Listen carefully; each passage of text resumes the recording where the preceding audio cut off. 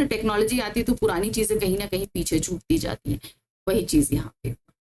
चलिए अब शुरू कर रहे हैं हम क्या, पाठ का सार। सबसे पहले सिंधु सभ्यता का केंद्र। अब सिंधु घाटी सभ्यता का जो रही उसमें दो चीज रही, दो सिटी थे, एक हड़प्पा और एक मोहनजोदाड़ो। तो इसमें सेंटर क्या था, ये चीज पार्ट में पाकिस्तान स्थित। अब इस समय देखिए मोहनजोदाड़ो कहाँ है, पाकिस्तान में। पाकिस्तान स्थित मोहनजोदाड़ो और हड़प्पा शहरों का विस्तृत रूप से वर्णन किया गया है। मोहनजोदाड़ो सिंधु घाटी सभ्यता का केंद्र रहा है। अब इसको हम केंद्र क्यों कह रहे हैं, क्योंकि हड़प्पा जो संस्कृति थी, जब पाकिस्तान में रेल लाइन बिछाई गई तो उस दौरान इसके बहुत सारे अवशेष नष्ट हो गए, जिस कारण से उसके अवशेष मिले नहीं।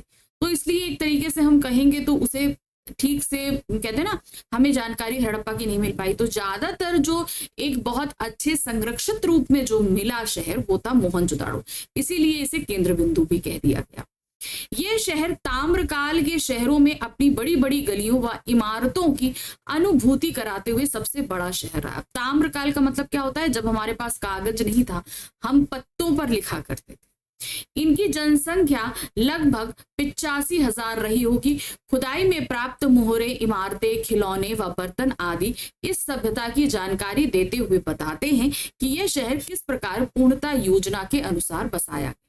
तो यहाँ पर जो चीजें हमको मिली हैं, ठीक है ना, जो चीजें हमको प्राप्त हुई हैं, उनको देखकर हम ये कह सकते हैं कि ये कितनी अच्छी तरीके का शहर रहा।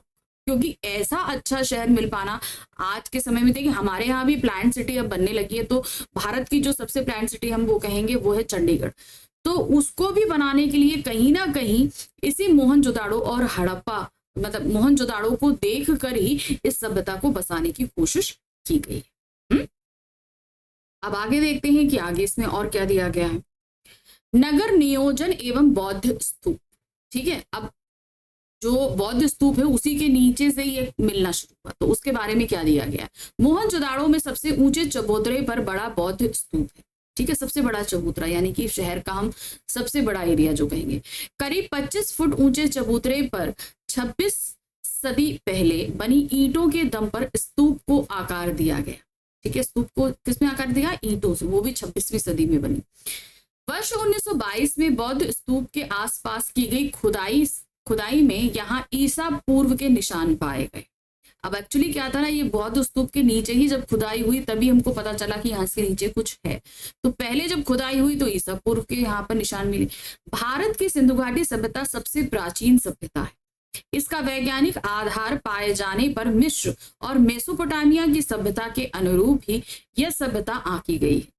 तो जब ये अवशेष मिले गए ना, तो अभी तक के जो सबसे पुरानी सभ्यता थी कहाँ की, मिस्र और मेसोपोटामिया की, जब उनके साथ वैल्युएट किया गया तो ये सभ्यता यानी कि सिंधु घाटी सभ्यता ज्यादा पुरानी सभ्यता निकली।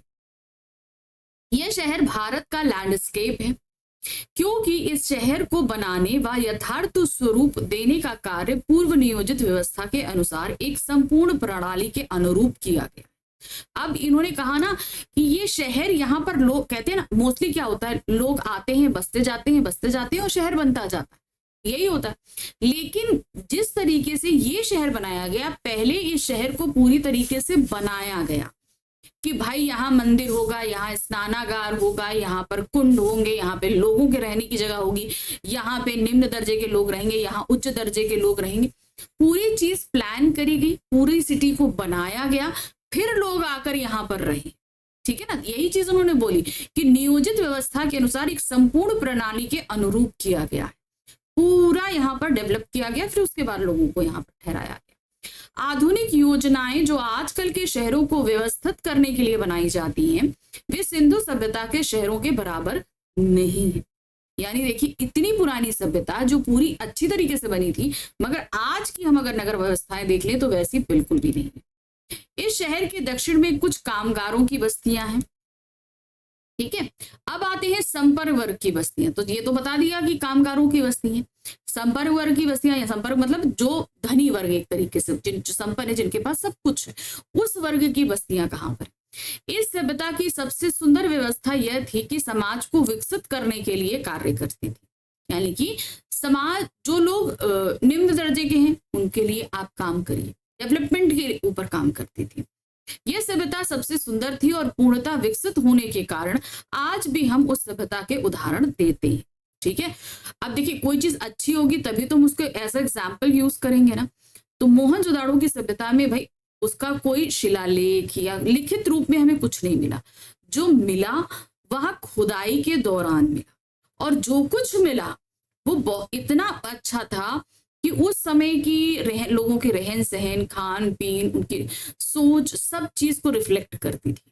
और वो रिफ्लेक्शन इतना उम्दा था कि उसे आज एज एग्जाम्पल लिया जाता है। स्तूप वाले चबूतरे के पीछे गढ़ है। ठीक है, क्या है गढ़? गढ़ मतलब जो बड़े घर होते हैं। ठीक सामने उच्च वर्ग की बस्तियां हैं।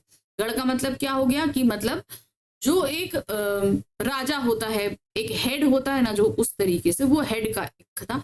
और उस चबूतरे के ठीक सामने उच्च वर्ग की बस्तियां हैं।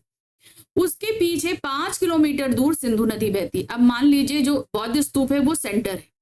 अब सेंटर के ठीक सामने कौन हुआ? उच्च वर्ग की बस्ती। अब उच्च वर्ग से और 5 किलोमीटर पीछे चले जाओ तो वहां बहती है सिंधु नदी। दक्षिण की ओर पूरे घूमने पर यहाँ खंडर दिखाई देते हैं। अब जाहिर सी बात है, खंडर अभी इतनी पुरानी सभ्यता है तो टूटती तो है ही है। अवशेष अच्छे जरूर है लेकिन जो है टूट फूट में। यहाँ टूटे फूटे घरों का जमघट है। शायद यह कामगारों की बस्तियां रही होंगी, परंतु निम्न वर्ग की बस्तियां इतनी मजबूत नहीं बनी। तो मतलब क्या है? उच्च वर्ग की बस्तियां मजबूत थी जिनके अवशेष आज भी हैं, निम्न वर्ग की नहीं मिलती है। परंतु निम्न वर्ग की बस्तियां इतनी मजबूत नहीं होंगी जो 5000 सालों तक टिक सके। इस सभ्यता में संपन्न वर्ग की बस्तियां पाई गई जो पूर्णता तो नहीं फिर भी अपनी उच्चता का प्रमाण आज भी दे रही है। तो कहने का मतलब है निम्न वर्ग की बस्तियां नहीं मिली, शायद वो इतनी मजबूत नहीं थी कि 5000 साल तक, आज के समय तक टिक पाती, वो डिस्ट्रॉय हो गई। लेकिन उच्च वर्ग की बस्तियां इतनी तो अच्छी बनी थी कि उनके अवशेष आज पाए जाते हैं और उनको देख के पता चलता है कि उस समय के लोगों की उच्चता यानी कि उनका रहन सहन किस तरीके का था। अब आ जाते हैं सबसे महत्वपूर्ण चीज जिस पर आपसे प्रश्न 100% पूछा जाएगा, वो है महाकुंड। ठीक है, तो जरा ध्यान से इसको पढ़िएगा। महाकुंड तथा सामुदायिक केंद्र। यहाँ पर पक्की ईंटों का एक कुंड है जिसमें पानी की निकासी का उचित प्रबंध किया गया। अब देखिए कुंड क्या होता है? कुंड होता है किसी जगह को खोद कर नीचे के लिए बनाया गया। अब उस जगह से ड्रेनेज सिस्टम कितना अच्छा होगा, देखिए पानी निकालने की भी सिस्टम बड़ा अच्छा है। सामुदायिक केंद्र जैसा एक सभा भवन इसके दक्षिण में स्थित है जो 20 खंभों पर आधारित है। ऐसा माना जाता है कि यह कुंड उस सभ्यता में सामूहिक स्नान किसी अनुष्ठान का अंग रहा होगा। यानी कि यहाँ पर बहुत सारे लोग एक साथ इकट्ठा होकर स्नान करते होंगे जो किसी न किसी अनुष्ठान का, यानी जैसे हम लोग यहाँ पूजा पाठ होती ना, उस तरह का कोई अंग रहा होगा कि सब लोग एक साथ रहकर स्नान करें।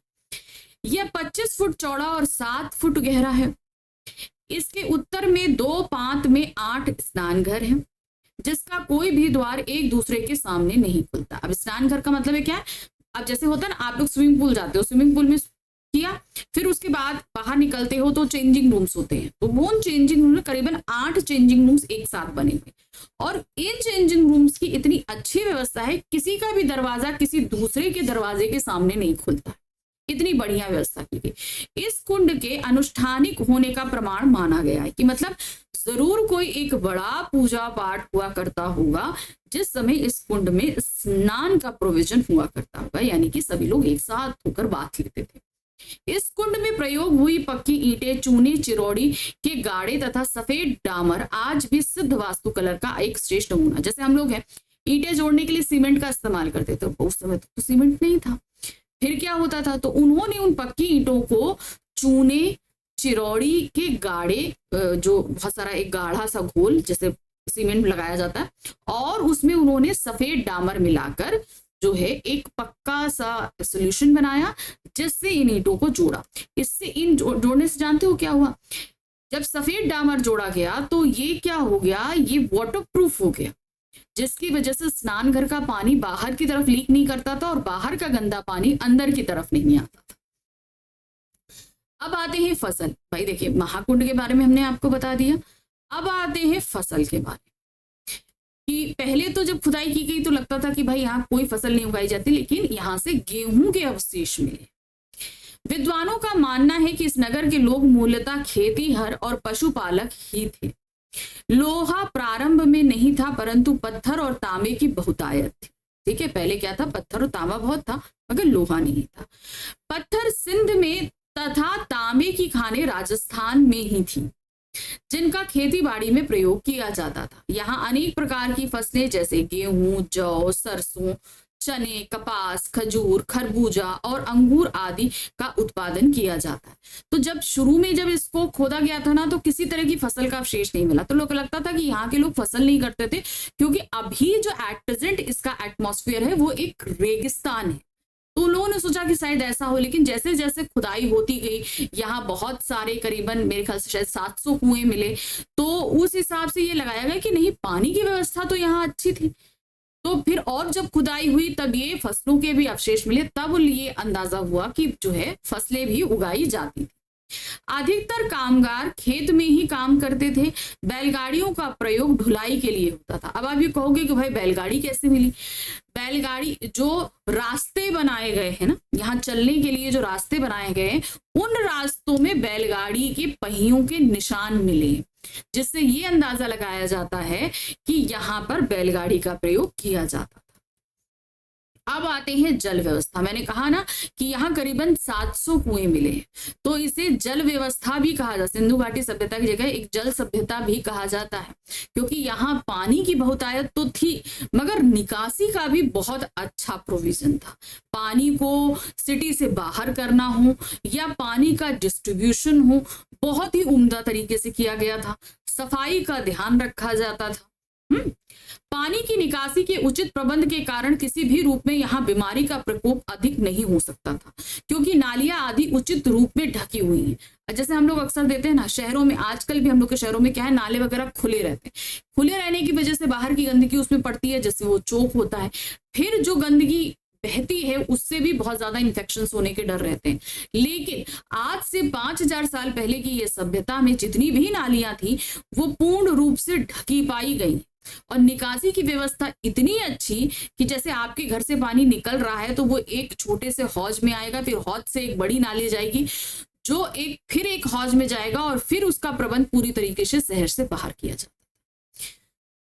घरों के भीतर से पानी या मैला की नालियां बाहर हौदी तक आती थी। मैंने कहा ना, घर के पानी की जो होती थी नालियां, क्या एक हौदी तक आती थी और फिर नालियों के साथ जुड़ जाती थी। वो हौदी भी क्या होती थी, बाहर बड़ी नालियों से जुड़ती थी। ये नालियां अधिकतर बंद होती थी, खुली नालियां नहीं होती थी, क्योंकि जाहिर सी बात है घर से निकलने वाला पानी गंदा ही पानी होगा। यहाँ पर कुओं का प्रबंध आवश्यकता के अनुसार उचित रूप में किया गया है, जिनकी संख्या 700 के लगभग है। मतलब पानी की तो इतनी उम्दा व्यवस्था थी। किसी एक शहर में 700 कुओं होने का मतलब आप जानते हो कि कितनी तादाद में यहाँ पर पानी का प्रबंध था। जब पानी इतनी अच्छी तादाद में मिल रहा है तो घर से निकलने वाले पानी का भी अच्छा प्रबंध था। इसीलिए इसको जल संस्कृति भी कहा गया। अब आते हैं अजायब घर। अब ये खुदाई तो हो गई, लेकिन इससे निकलने वाला जो सामान है वो इसके पास ही, जो ये मोहनजोदाड़ो जो सिटी जो खोदी गई, इसी के पास एक अजायब घर बनाया गया, मतलब म्यूजियम बनाया गया। मोहनजोदाड़ो में स्थित सबसे इससे संबंधित अजायब घर छोटा ही है, जैसे वह किसी कस्बाई स्कूल की इमारत। ठीक है, ज्यादा छोटा नहीं है।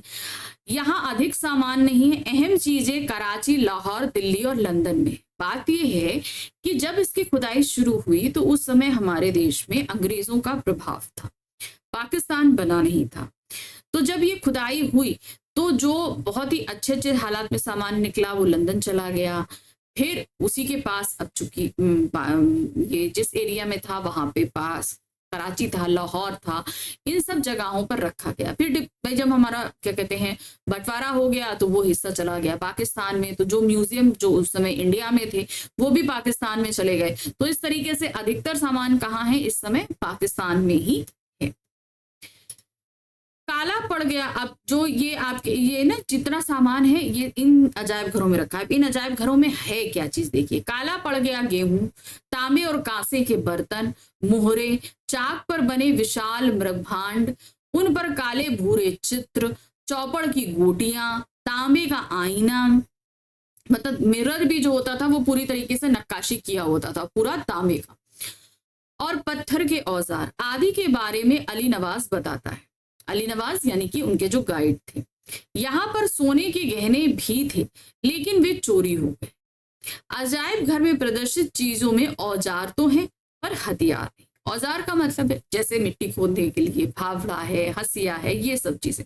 हथियार नहीं मिले। हथियार जैसे तलवार है, आपका कृपाण होती है, चाकू होती है, और आपके भाले होते हैं, धनुष बाण होता है, इस तरह के हथियार नहीं मिले।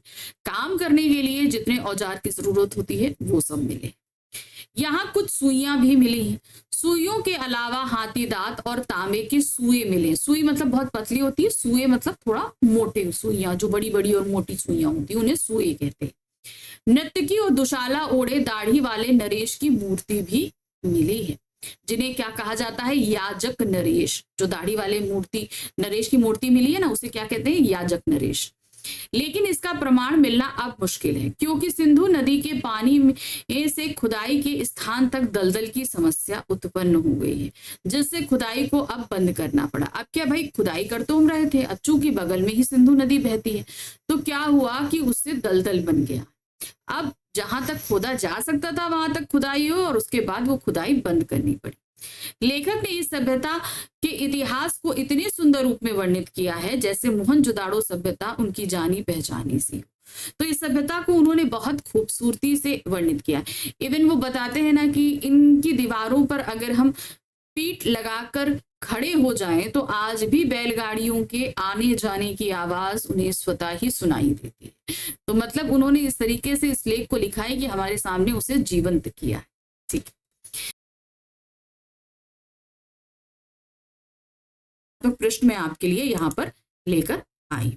ठीक है, चलिए देख लेते हैं क्या है। पहला प्रश्न है, सिंधु सभ्यता के कई राज अभी भी दफन है, जो शायद हमेशा दफन ही रहेंगे, और उनके बारे में केवल कयास ही लगाए जा सकते हैं, ऐसा क्यों? देखिए, बहुत सारी चीजें निकली जो अजायब घर में रखी गई, अभी भी बहुत सारा काम वहां पे बाकी है। हड़प्पा सभ्यता जो रेल लाइन बिछाए जाने से काफी हद तक डिस्ट्रॉय हो गई, उसके हमें कुछ सबूत नहीं मिले। तो अभी भी कहने का मतलब है कि बहुत सारे राज हैं जो अभी अंदर ही हैं, उनको पता करना अभी बाकी है। अजायब घर में रखी चीजों में कुछ सुइयां भी हैं। खुदाई में तांबे और कांसे की बहुत सारी सुइयां मिली थी। काशीनाथ दीक्षित को सोने की 3 सुइयां मिली, जिनमें एक 2 इंच लंबी थी। उन्हें देखकर यह समझा गया कि यह बारीक कशीदे कारी के काम आती रही होगी। नरकती के अलावा मोहनजोदाड़ो के नाम से प्रसिद्ध 2 दाढ़ी वाले नरेश की मूर्ति, उसके बदन पर आकर्षक गुलकारी वाला दुशाला भी है। आज छापे वाला कपड़ा अजरक सिंध की खास पहचान बन गया है, पर कपड़ों पर छपाई का आविष्कार बहुत बाद का है। खुदाई में सुइयों के अलावा हाथीदांत और तांबी के सुए भी मिले हैं। जानकार मानते हैं इनसे शायद दरियां बुनी जाती थी, परंतु दरी का कोई नमूना या साक्ष्य खुदाई में हासिल नहीं हुआ। मतलब उपकरण तो मिल रहे हैं, ये बात है, लेकिन उनसे बनाई गई चीजों का कहीं कोई प्रमाण नहीं, और वह शायद कभी हासिल भी ना हो, क्योंकि मोहनजोदाड़ो में अब खुदाई बंद कर दी गई है। भाई जितना की गई, अब और करी जाती तो बहुत सारी चीजें मिलती, लेकिन अब बंद है, क्योंकि सिंधु के पानी के रिसाव के छार और दलदल की समस्या पैदा हो गई। क्योंकि सिंधु नदी वहां से कुछ ही दूर पे है, अब उसको जितना डीप खोदा जा रहा है वो पानी यहां से निकलना शुरू हो चुका है, इसलिए उस खुदाई को रोक दिया गया है, जिससे मौजूदा खंडरों को बचाकर रखना ही अपने आप में बड़ी चुनौती बन गई। अब चूंकि पानी का रिसाव आ रहा है, तो जो खंडर हमने खोद कर निकाले हैं उन्हीं को अब बचा लें, वही बात है। बाकी जो चीजें दबी रह गई सो दबी रह गई। यही कारण है कि खुदाई को बंद किया गया है, और सिंधु सभ्यता के कई राज अभी भी दफन है, जो शायद हमेशा दफन ही रहेंगे, और उनके बारे में केवल कयास ही लगाए जा सकते हैं। यानी कि सिर्फ हम एजम्पशन कर सकते हैं कि यहाँ पर ये रहा होगा, वहां रहा होगा, क्योंकि अब वहां पर खुदाई करना इम्पॉसिबल सी बात है, क्योंकि अगर खुदाई करी गई तो जो अभी खंडर मौजूद हैं वो सभी खत्म हो जाएंगे। प्रश्न संख्या 2 है, सिंधु सभ्यता की खूबी उसका सौंदर्य बोध है, क्यों? अब वहां पर चीजें जिस तरीके से बनाई गई हैं, जितनी सुव्यवस्थित तरीके से वहां पर नगर नियोजन किया गया है, वहां पर मिली हुई चीजें जितनी खूबसूरत है, तो ये बताता है कि जब ये सभ्यता सही में रही होगी तो उसकी सुंदरता अपरंपार होगी, वहां की व्यवस्था अपरंपार होगी, है ना। सिंधु घाटी के लोगों में कला और सुरुचि का महत्व ज्यादा था।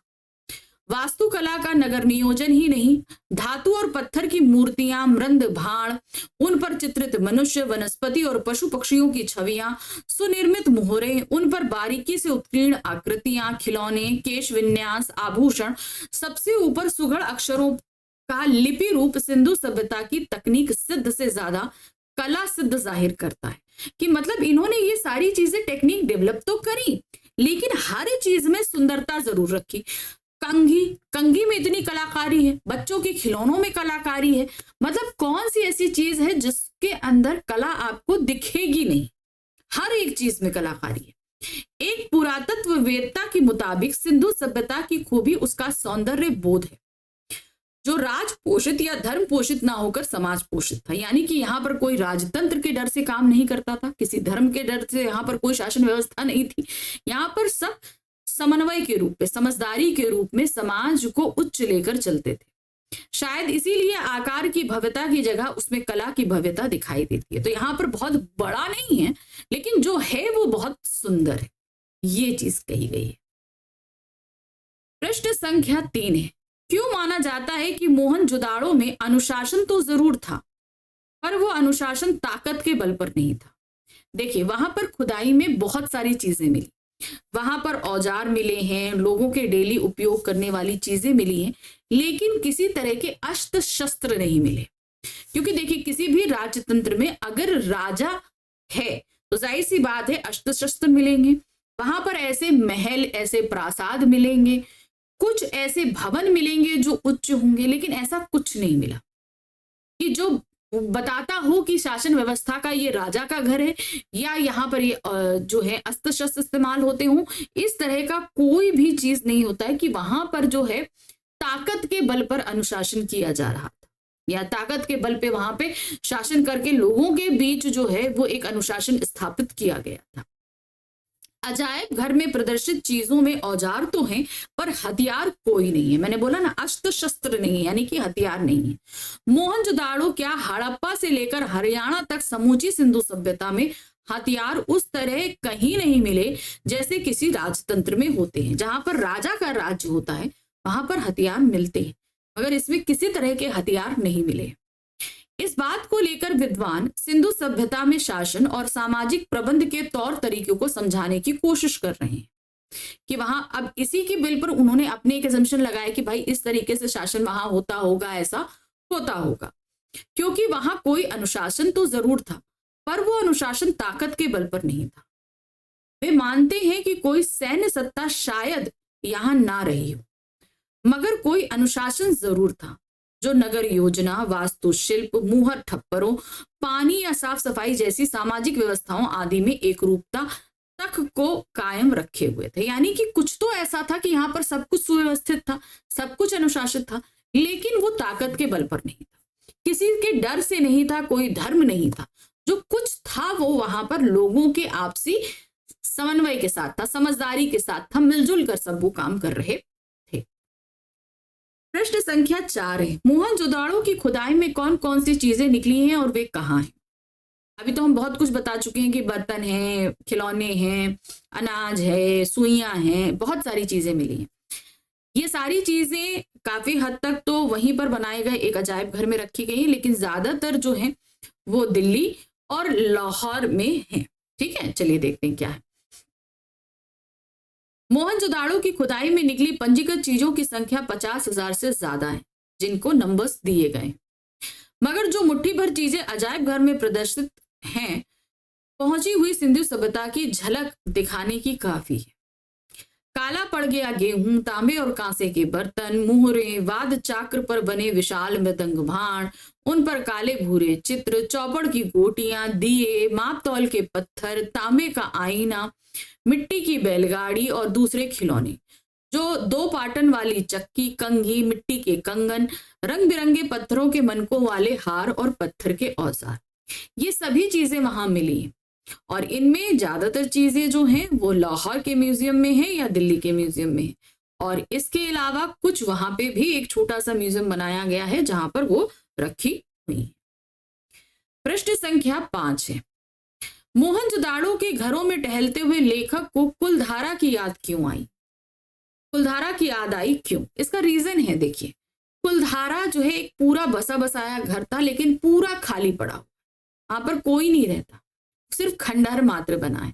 तो वो राजस्थान के बीचों बीच है। उसी तरीके से सिंधु घाटी सभ्यता के भी चारों तरफ रेत ही रेत है, ठीक है। और वहां पर भी जो ये खंडहर खोद कर निकाले गए वो सिर्फ खंडहर मात्र बचे हैं, वहां पर कोई भी रहता नहीं। इसलिए काफी हद तक लेखक को कुलधारा और इसको सिमिलर करते देर न लगी। मोहनजोदाड़ो के घरों में टहलते हुए लेखक को कुलधारा की याद आई, क्योंकि वहां भी गांव में घर हैं पर लोग नहीं। कोई 150 साल पहले राजा से तकरार पर स्वाभिमानी गांव का हर बाशिंदा रातों रात अपना घर छोड़कर चला गया। घर खंडर हो गए पर ढहे नहीं, मतलब वहां पर कोई रहता नहीं है, लेकिन अभी भी वो खड़े हैं। घरों की दीवारें, प्रवेश और खिड़कियां ऐसी हैं जैसे कल की बात हो, यानी जैसे अभी कल कोई यहाँ रहता हो और अभी गया। लोग निकल गए, वक्त वहीं रह गया। खंडरों ने उसे थाम लिया, जैसे सुबह लोग घरों से निकले हों और शायद शाम ढले लौट आने वाले। तो उसी तरीके से आपको यहाँ जो है मोहनजोदाड़ो में भी लग रहा है। राजस्थान ही नहीं, गुजरात, पंजाब और हरियाणा में भी कुएं, कुंड, गली कूंच, कच्ची पक्की ईंटों से कई घर भी आज वैसे ही मिलते हैं जैसे हजारों साल पहले हुआ करते थे। तो इसी तरीके से इनको यहां पर भी मिला, इसीलिए इन दोनों को सिमिलर किया। हाँ, अब आते हैं प्रश्न संख्या 6। विशेषज्ञों द्वारा सिंधु घाटी की समृद्ध सभ्यता के पतन का क्या कारण रहा? अब बात ये आती है कि जब इतनी उन्नत, इतनी सुशासित, अनुशासित एक सभ्यता थी तो आखिर ये खत्म कैसे हो गई? विशेषज्ञों के दिमाग में इसको लेकर बहुत प्रश्न उठे, तो उन्होंने इसका कुछ जवाब भी दिया है। तो देखिए क्या है। पुरातत्वी शिरीन रत्नागर का मानना है कि सिंधुवासी कुओं से सिंचाई कर लेते थे, परंतु मोहनजोदाड़ो की किसी खुदाई में नहर होने के प्रमाण नहीं मिले हैं। ठीक है, कुएं तो मिले हैं पर वहां नहरें नहीं थी। तो यह संभव है कि बारिश उस काल में काफी होती होगी, इसीलिए कुएं भर जाते हैं। इन सभी से यह भी अंदाजा लगाया जा सकता है कि हो सकता है बारिश घटने और कुओं के अत्यधिक इस्तेमाल से भूतल जल पहुंच से दूर चला गया हो, यानी कि वाटर लेवल इतना नीचे चला गया कि लोग अब उसे बाहर निकाल नहीं सकते, और पानी के अभाव में यह इलाका उजड़ा और उसके साथ सिंधु घाटी की समृद्ध सभ्यता का भी पतन। भाई, किसी भी सभ्यता को पनपने, आगे बढ़ने और बने रहने के लिए पानी एक बेसिक नीड है जो होना चाहिए। वैसे तो पास में ही सिंधु नदी बह रही थी, लेकिन तब भी ये सभ्यता जहां बसी थी वहां उसे जल व्यवस्था भी कहा गया, क्योंकि यहाँ पानी के कुएं बहुत मिले।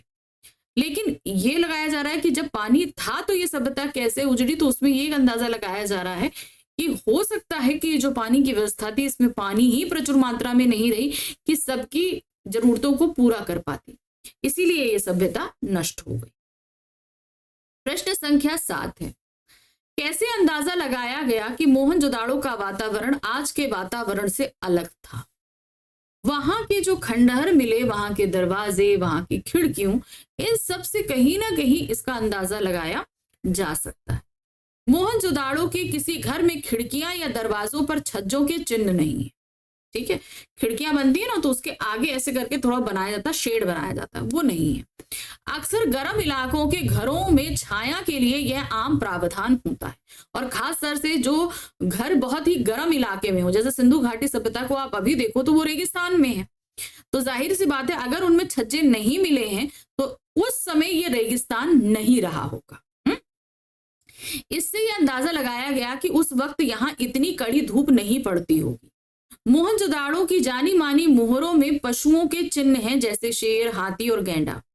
इस मरुस्थल में ऐसे जानवर नहीं रह सकते, अब हो ही नहीं सकते, तो यानी रेगिस्तान में ये कहां से आएंगे, नहीं हो सकते। इससे यह अंदाजा लगाया कि उस वक्त यहाँ जंगल भी रहे होंगे। इन सभी तथ्यों से स्थापित हो चुका है कि यहाँ अच्छी खेती होती थी। इससे अंदाजा लगाया गया कि मोहनजोदाड़ो का वातावरण आज के वातावरण से अलग रहा होगा, क्योंकि देखिए वो काला पड़ा गेहूं भी मिला है, तो गेहूं का मतलब क्या है, वहां पर खेती भी होती थी, है ना। तो ये सारी चीजें बता रहा है कि ये कभी बहुत ही हरा भरा और संपन्न इलाका हुआ करता था, जो समय के साथ जो है काफी हद तक बदल गया। आज रेगिस्तान है, मगर जब ये सभ्यता थी तो उस समय यहाँ पर हरे भरे जंगल रहा करते होंगे। प्रश्न संख्या 8 है, मोहनजोदाड़ो में खंडरों की दूसरी मंजिल भी रही होगी। इसका अंदाजा कैसे लगाया गया? क्योंकि अगर आपको दूसरी मंजिल बनानी है तो पहली मंजिल की दीवारें वहां पर मोटी और उन दीवारों के बीच कहीं ना कहीं होल है जो दूसरी मंजिल को बनाने के इशारों को बताते हैं। बड़ी बस्ती में पुरातत्व शास्त्री काशीनाथ दीक्षित के नाम पर एक हल्का डीकेजी कहलाता है। हल्का मतलब एक इलाका। इसके घरों की दीवारें ऊंची और मोटी। मोटी दीवार का अर्थ यह लगाया जाता है कि उस पर दूसरी मंजिल भी रही होगी। सभी घर ईंट के हैं, सब पत्थर के बने हैं। सभी भट्टी में पकी हुई एक ही आकार की ईंटें 1:2:4 के अनुपात की है।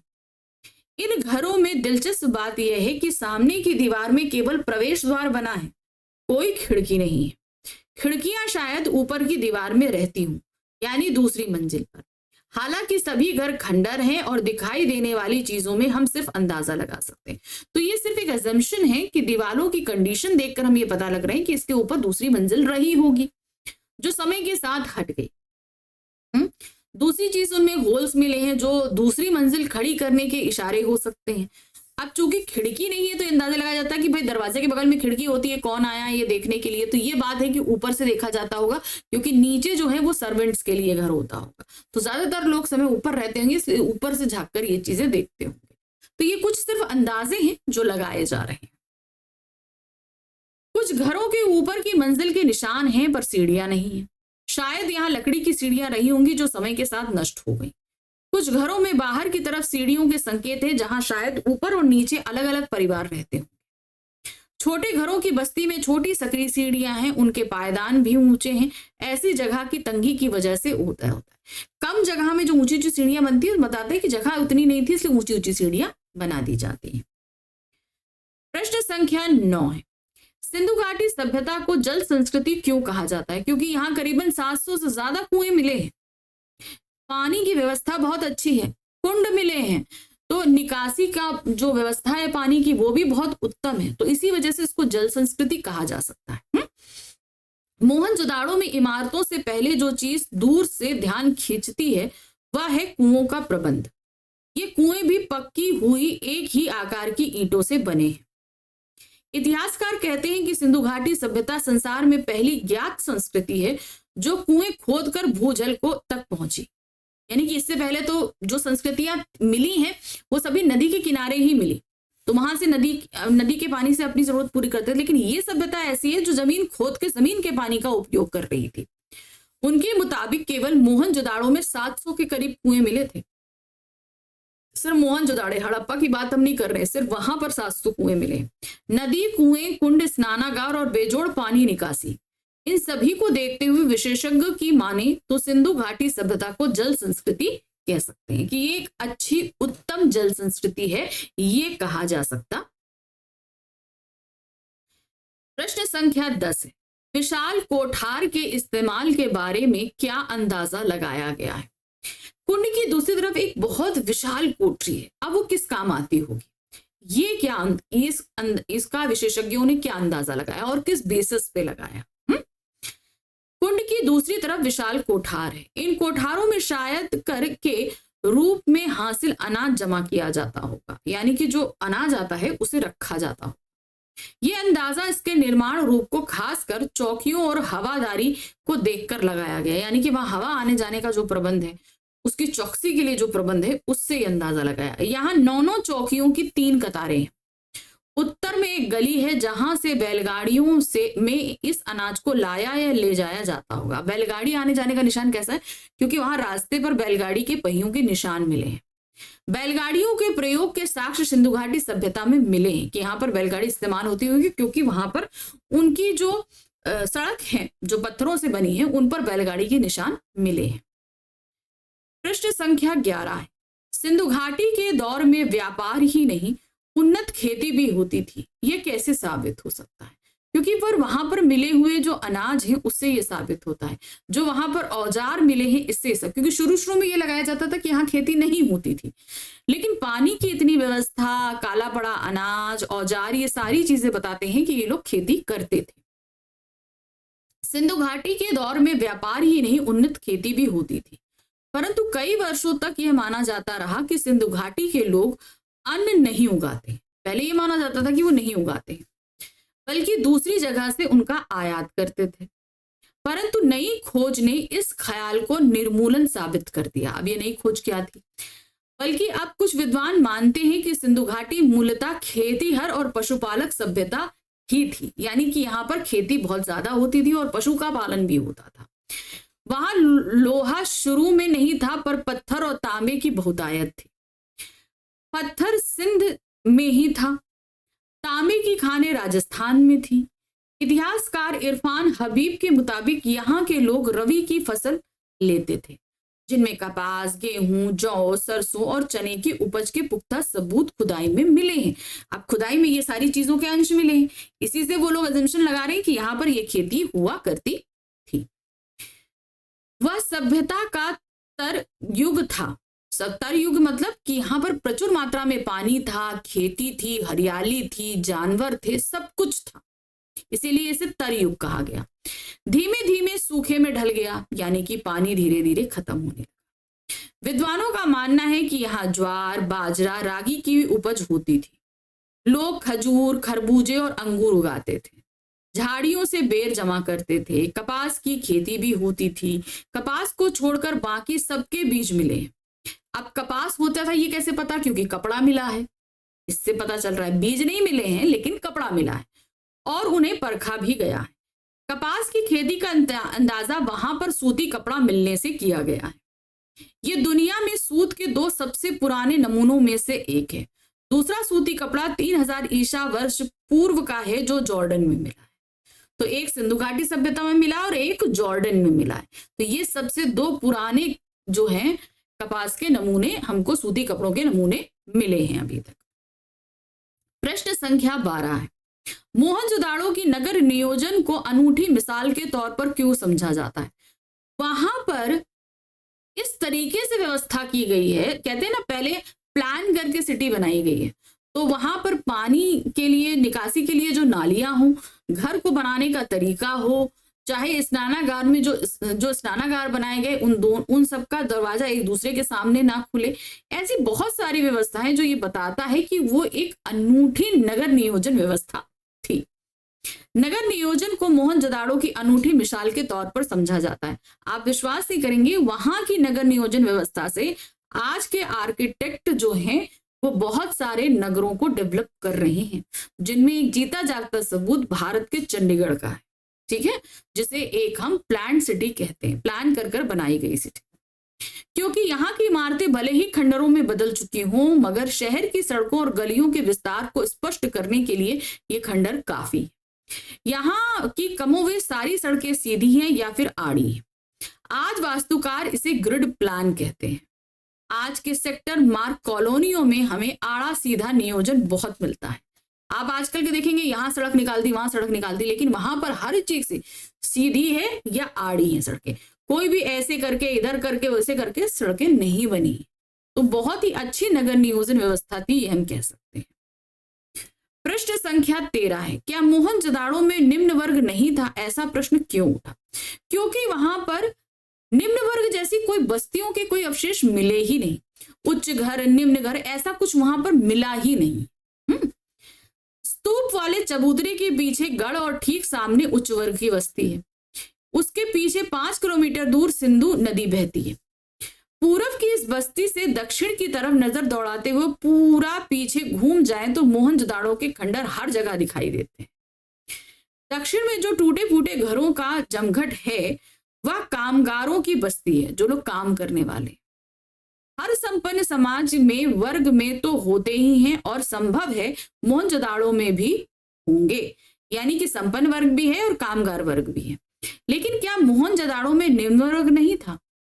क्योंकि विशेषज्ञों की माने तो निम्न वर्ग के घर इतने मजबूत सामग्री के नहीं रहे होंगे कि 5000 साल टिक सके। यानी कि उन लोगों के घर रहे होंगे लेकिन इतने मजबूत नहीं कि 5000 साल बाद भी उसके अवशेष मिल पाए, मे भी शायद वो डिस्ट्रॉय हो। और संभव है कि उनकी बस्ती गढ़ और उच्च की बस्तियों से दूर रही होगी। इन सब का केवल अंदाजा इसलिए लगाया गया है क्योंकि 100 साल में अब तक इस इलाके में केवल 1/3 हिस्से की ही खुदाई हो पाई है। यानी कि अभी बहुत खुदाई बाकी है लेकिन मजबूरी वश रोकनी पड़ी है। अब वह भी कुछ कारणों के कारण बंद हो चुकी है और जिन इलाकों की खुदाई हुई है उनमें गढ़ और उच्च वर्ग की बस्ती के ही अवशेष मिले। तो मे भी शायद ये रीजन है कि जो हिस्सा खोदा नहीं गया वहां पर निम्न वर्ग के लोगों की बस्तियां मिल जाएं, ये भी हो सकता है। तो अभी खुदाई रोक दी गई है, शायद भविष्य में कभी शुरू हो तो हमें पता चले कि उस पानी, सिंधु नदी के पानी को के रिसाव को रोका जा सके और खुदाई आगे की जा सके। ये हम सिर्फ एक सोच रख सकते हैं अच्छी सी। प्रश्न संख्या 14 है, लेखक को मोहनजोदाड़ो में राजस्थान की याद क्यों आई?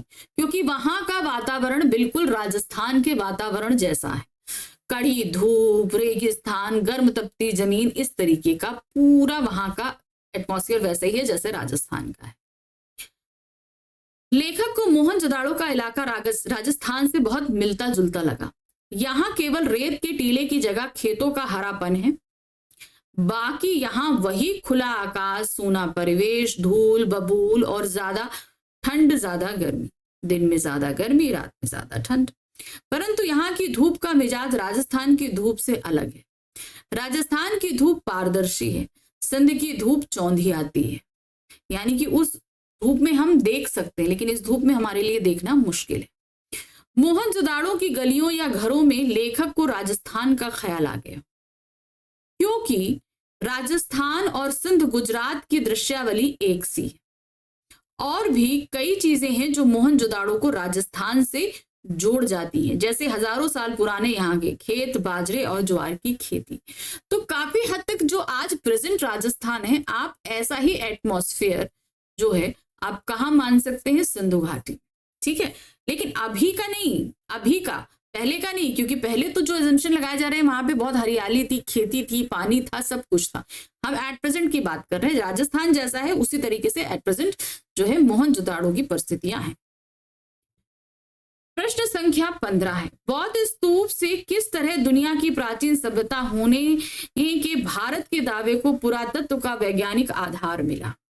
अब ये आप सभी को पता है कि वहां पे बौद्ध का स्तूप था और फिर उसी की खुदाई के नीचे ये पूरा जो है राखलदास बनर्जी को पूरी सभ्यता मिली है ना, वही आपको बताना है। मोहनजोदाड़ो के सबसे ऊंचे चबूतरे पर बड़ा बौद्ध स्तूप था।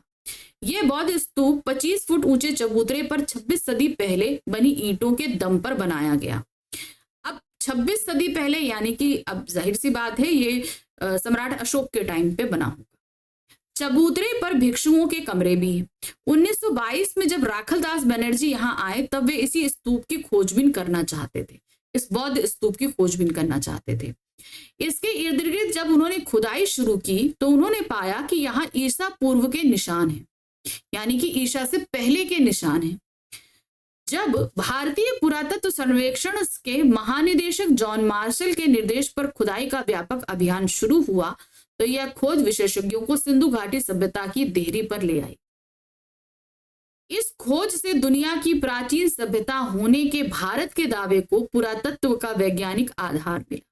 तो भारत जो कह रहा था, राखलदास बनर्जी ने जो ये चीज बोली थी कि यहाँ पर ईसा पूर्व एक प्राचीन सभ्यता है, तो उसे एक वैज्ञानिक आधार मिला जब जॉर्ज मार्शल ने इसे प्रमाणित किया। इस स्तूप को नागर भारत का सबसे पुराना लैंडस्केप कहा गया है। तो ये भारत का ही एक पुराना लैंडस्केप है, ये माना जाता है, क्योंकि आप सभी जानते हैं कि एट प्रेजेंट वो पाकिस्तान में है, लेकिन पाकिस्तान अभी अलग देश है, लेकिन पहले तो भारत का ही हिस्सा था। और 1922 में जब इसकी खोज की गई तब तो ये भारत ही था, पूरा पाकिस्तान नाम की तो कोई चीज थी ही नहीं। तो ये भारत की ही प्राचीन सभ्यता है, हिंदू घाटी सभ्यता, ऐसा माना जाता। तो ये था हमारा आखिरी अध्याय जिस पर आधारित हमने आज कुछ प्रश्नों को देखा। आपको अच्छे से समझ में आ गया होगा अभी तक।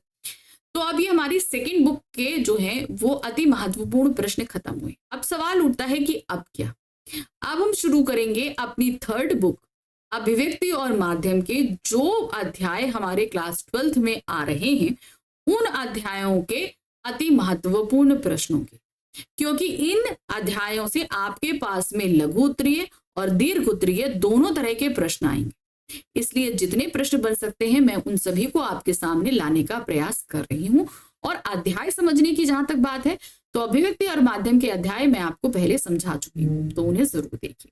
चलिए मिलते हैं जल्दी ही आगे महत्वपूर्ण प्रश्नों के साथ अभिव्यक्ति और माध्यम पुस्तक के साथ। ठीक है, तो फटाफट तब तक लाइक, सब्सक्राइब, शेयर, और अगर कोई भी क्वेरी है आप कमेंट बॉक्स में कमेंट ड्रॉप कर सकते हैं। Thank you for watching, bye bye.